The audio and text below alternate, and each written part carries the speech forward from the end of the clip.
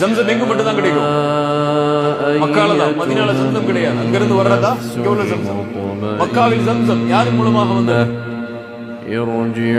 யாருடைய பாதத்தில் இஸ்மாயில் அலைஹிஸ்ஸலாம். ஜம்சம் மறுமை வரை வற்றாமல் பூமியில் உதயமாகிக் கொண்டே இருக்கும். அல்லாஹ்வுடைய தூதர் ஸல்லல்லாஹு அலைஹி வஸல்லம் சொன்னார்கள், இந்த ஜம்சமில் நோய்க்கு நிவாரணம் உண்டு.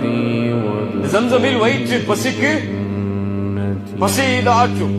யார் எதை நினைத்து இந்த ஜம்சமை குடிக்கிறார்களோ அது அவர்களுக்கு நிறைவேறும். ஒரு எதை நினைத்து குடித்தாலும் சரி அது அவர்களுக்கு நிறைவேறும். நம்ம எதை நினைச்சுதான் குடிப்போம் ஜம்சம?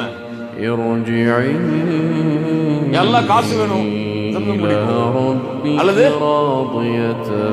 நல்ல பொண்ணு கிடைக்கணும்னு சொல்லி வாலிபர்களா ஜம்சம் குடிப்பாங்க.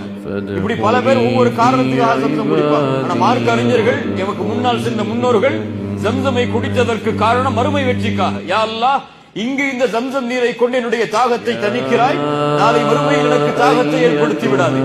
இந்த நரக வேதனை இருக்கும் போது, ஒரு மைல் தூரத்திலே சொர்க்கம் நரகம் இழுத்து கொண்டு வரப்பட்டிருக்கும் போது, ஒரு மைல் தூரம் சூரியன் இருக்கும் போது நரகம் இழுத்து கொண்டு வரப்பட்டிருக்கும் போது, யா அல்லாஹ் என்ன செய்து விடாது, தாகத்தை ஏற்படுத்தி விடாது என்று ஜம்சமை குடிக்கும் போது துஆ செய்வார்.